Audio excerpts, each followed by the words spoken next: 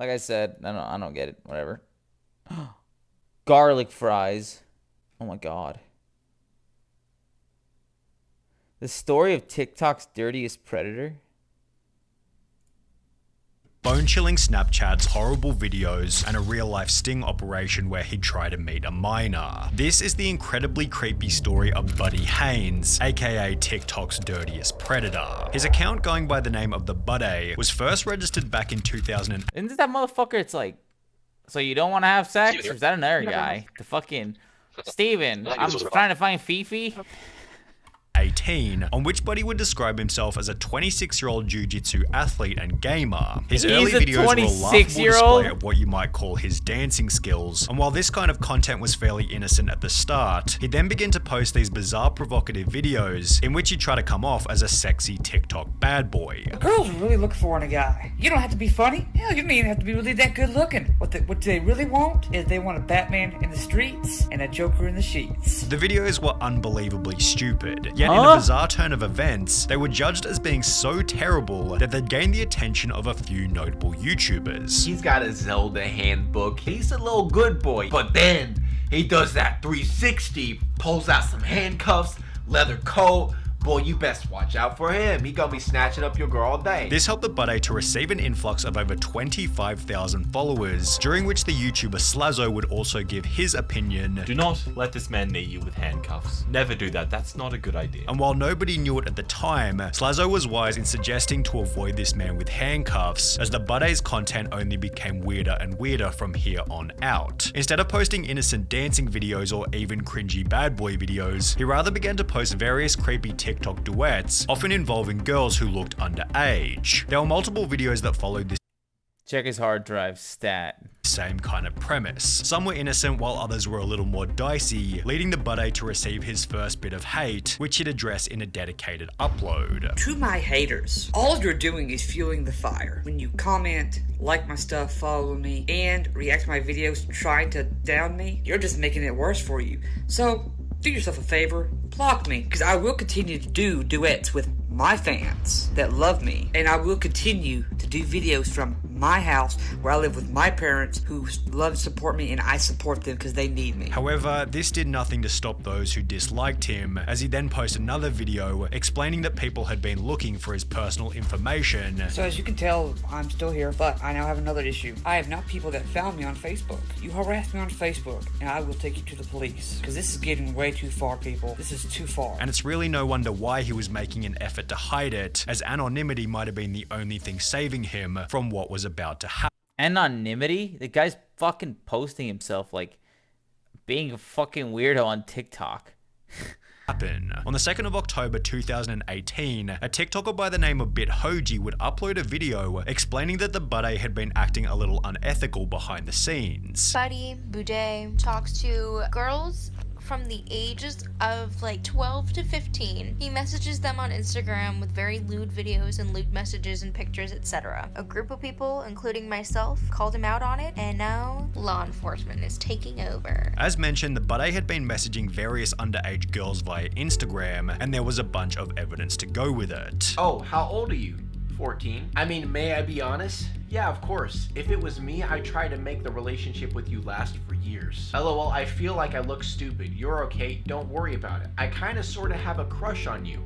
And shouldn't. And that's basically where he just dug his grave 100%. In a different chat, the Buddy sent an inappropriate photo to a girl who he knew was underage, while in another he threw himself a pity party stating, "Just feel ugly and unwanted. No girl finds me cute or anything. Am I that ugly? I feel like it." However, the best chat logs were gathered by Jay Aubrey, as he was able to message some of the girls back in 2018 when all of this first went down. Why don't you just send me something? Well, it's like blowing a kiss or something. If you don't want to, that's fine. And of course, it doesn't change once he got her phone number. You're a hottie and I'm an ugly. Oh, so I see some sugar daddy action at play here. Sent you something on Snap. Oops, may I be honest? Yeah, sure, haha. I sent those videos because I'm sorta turned on and wanted to tease you. I'm getting uncomfortable. What the fuck? Alright, arrest this man. Arrest him now. Videos in question were abundant and took the story to a whole new level of creepy. You're the cute one here, not me, so. Not fair. Like, I can't even make you blush, so it seems like, Make me crush on you even more. However, apparently this whole thing was nothing more than a big misunderstanding, this. as the buddy would take to his TikTok to state that he'd been hacked, and it was rather Bithoji, the girl who originally exposed him, who'd been trying to frame him by sending these messages. Yeah, what did she fucking deep fake him saying that weird shit? I mean, I say arrest him. Just even if he was sending that shit to another fucking consenting adult, arrest him because that shit's fucking cringe. Arrest him just for the cringe that I had to witness. Okay? Hell, it could be completely legal, and I still want him electric chaired for that shit. She'd respond to these claims in the days that followed. I'm flattered that he thinks I'm smart enough to hack into someone's iCloud, and I'm honored that he thinks I'm smart enough to know how to hack into someone's Instagram and send fake DMs. I would not make something up to this extent just to make someone look bad. And it's safe to say that nobody else was buying the buddy's excuses, as he'd go ahead and turn off his TikTok comments before vacating the account altogether. TikTokers such as Bithoji began to celebrate, stating that the buddy case has come to a beautiful close, with the common sentiment being that he'd been arrested. From everything I've seen, it's most likely that he's been arrested, and thank God. Yet, Yeah, I don't buy that shit for a second. Dude, EDP's fucking running around, and he was on camera 4K admitting to fucking being at that one location to try to hook up with like an underage girl with conversations and screenshots and everything, like illicit evidence. And nothing even happened. Nothing happened. Oh, hell, he's got his fucking TikTok account now and nothing happened. So like, yeah, that dude got arrested, my ass. unbeknownst to everybody at the time, this was only the tip of the iceberg, as Buddy would return shortly thereafter by posting the following video. Hey, look who's back. That's right, ladies and gentlemen.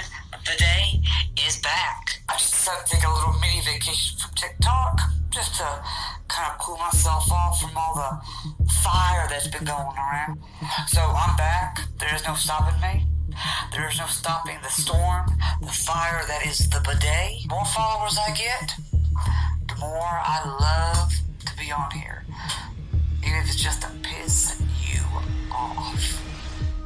The Buddy was back and creepier than ever. Although it's not like people had forgotten about his past, as Jay Aubrey's original expose had gone viral, amassing over 2.7 million views, with this newly found infamy leading the Buddy to defend himself further in a leaked Snapchat message. Those girls that I did duets with. He looks like Lester. I was gonna say, I could have sworn this dude's fucking hooked it up on Grand Theft Auto Online so many times for me. When I was trying to run packages from one business to another, this fucking dude saved my ass. I used the ghost organization feature so many times. Thanks, buddy.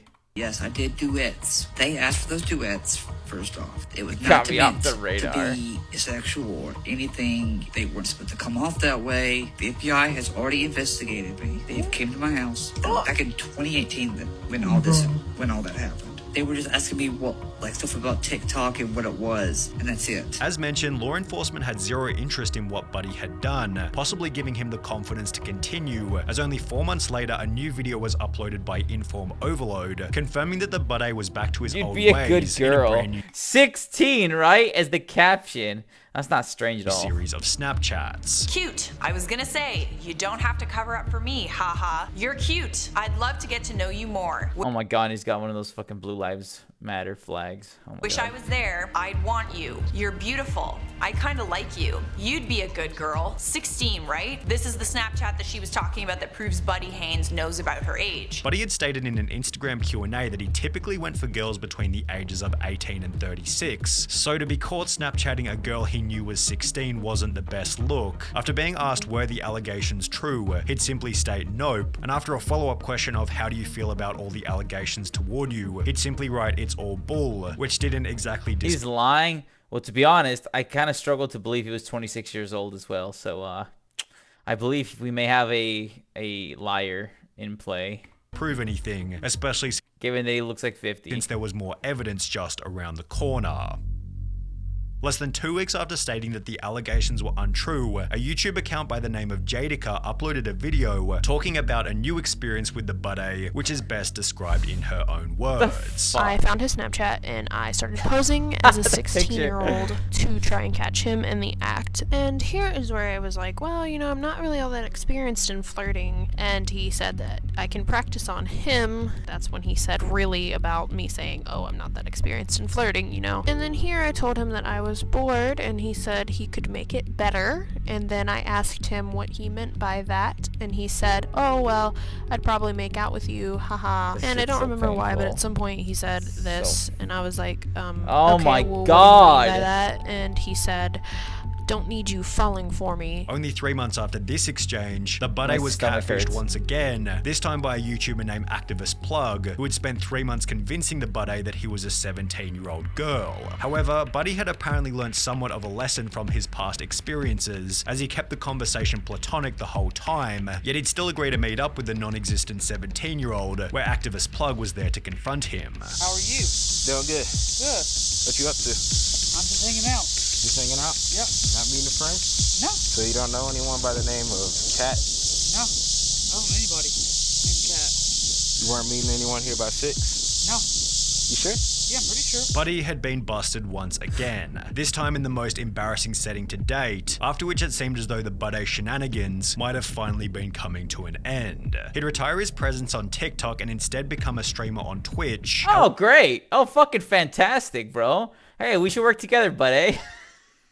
For fuck's sake. Alright, I'm going to kick. It's over. I'm done. Alright, I'm off this fucking platform. However, with his most impressive Twitch clip being him getting 5 kills on Fortnite, it's not difficult to see how his account, going by the name of Papa Freak, later on he joins to a TK.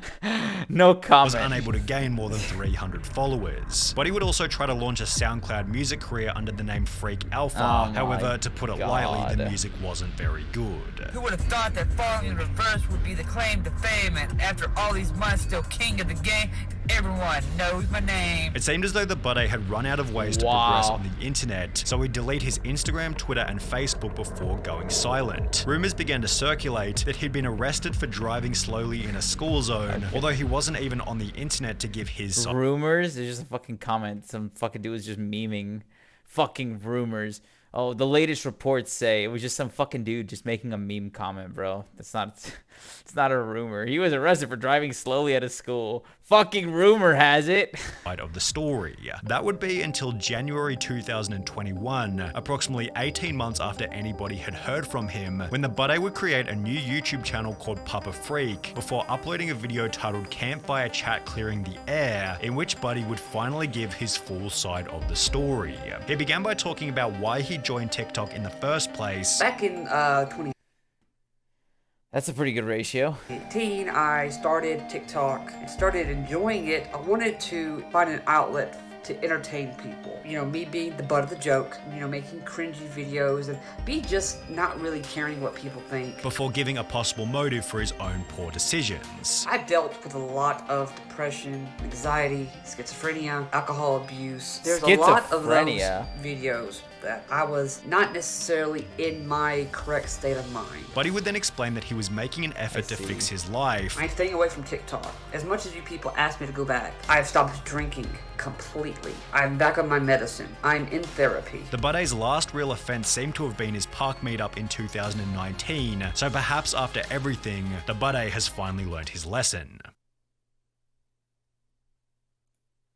It's funny, Sunny V2 is less aggressive to the pedo than he is compared to Chris. Honestly, I only saw one LSF clip even referencing this shit.